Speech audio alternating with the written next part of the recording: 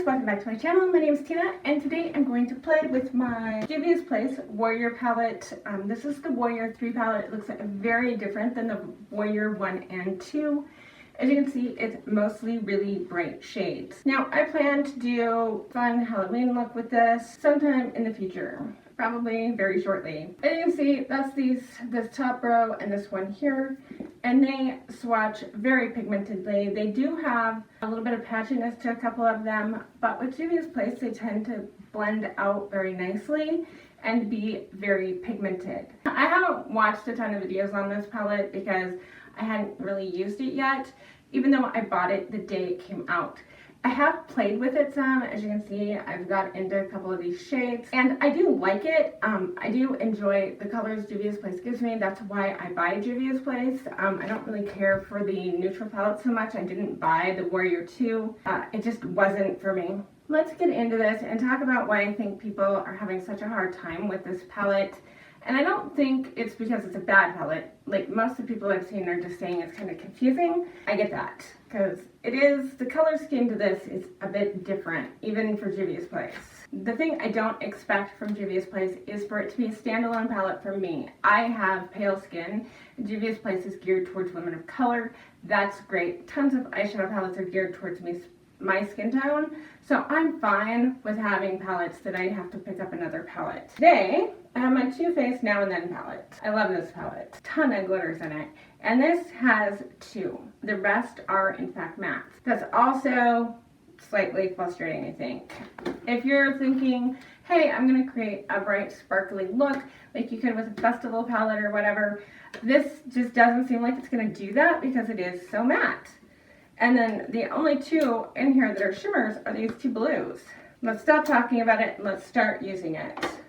I'm going to grab this bright blue right here. I just think that is so pretty. Okay, as you can see, I went all in insane. Juvia's Place is super pigmented, so pretty much one swipe into that, this whole look so far. It just is super pigmented, so be cautious of that, and that's with a super fluffy brush. I'm going to take this purple right here, and I'm just going to do my crease in the outer corner. Again, super fluffy brush. I'm going to go with this really deep, like, red shade, and I'm just going to fill in my outer corner with that. I'm using a much smaller sort of brush. And now I'm going to use that yellow. I'm going to use a more packing style brush for this. Yellows, in my experience, and this is a shade I might use to this palette, tend to not blend the best. They like to go away. And lastly, I'm going to pick up this lighter kind of gray shimmer here, and I'm just going to pop that onto my inner corner. And then I'm going to use my Now and Then palette. Thoughts so far on the yellow. I've used most of those other shades before and they blend out so pretty.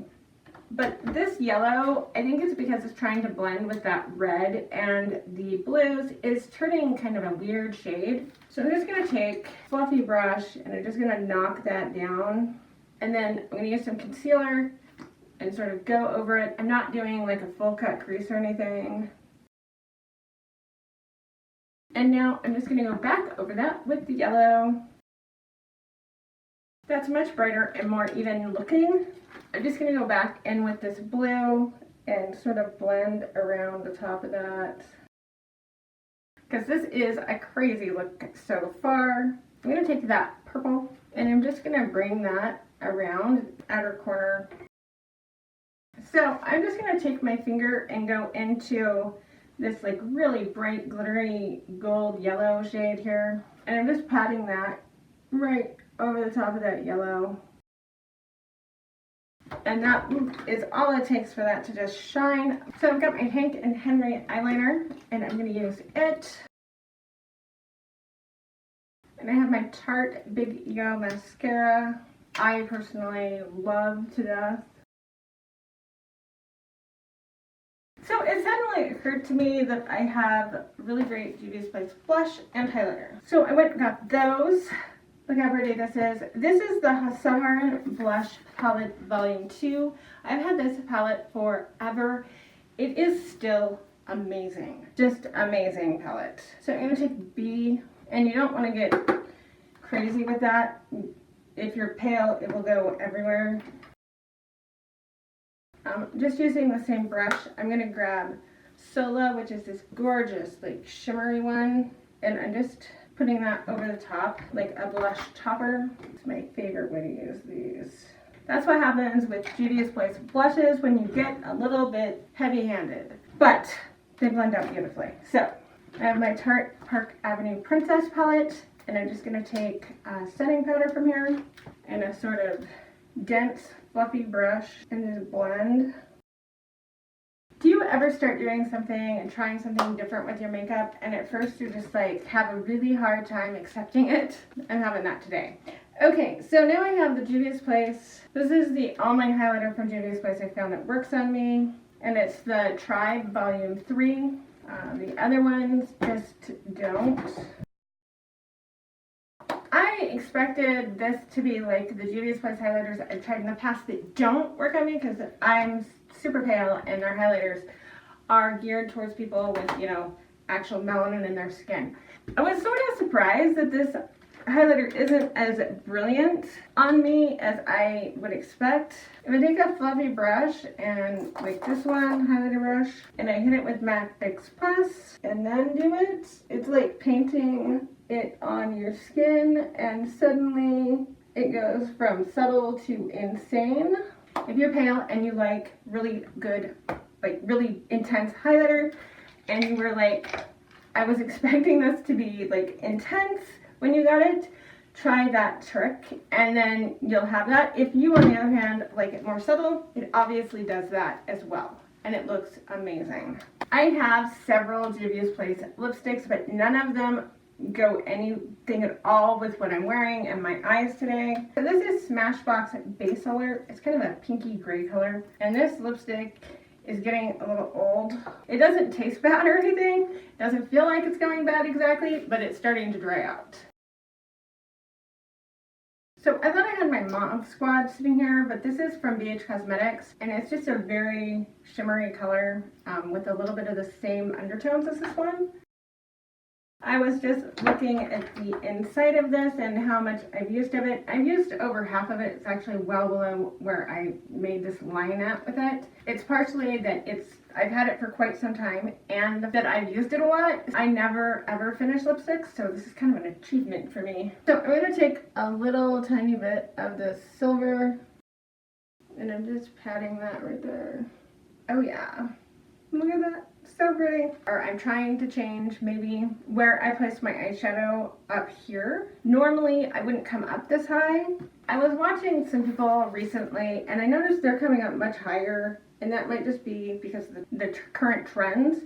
People are going higher with their eyeshadow. I would normally stop it a little bit below where I am now, and it's not like crazy, but I'm not used to having it so close to my brow bone, which is why I decided to give this a try. I don't know if I'm going to continue doing it because it does make me feel like my eyeshadow isn't where it's supposed to be, but if I can get used to it, then I will continue doing it. If not, then I'm just going to go back to what I normally do because that's what I like for me. There are no rules in makeup. Do what makes you happy, not everybody else. Everybody has a freaking opinion on what beauty is, because beauty is in the eye of the beholder. So what may be beautiful to you isn't to somebody else. Oh well, they can shut the hell up about it. Empower yourself, be strong, beautiful, confident, and don't worry about it.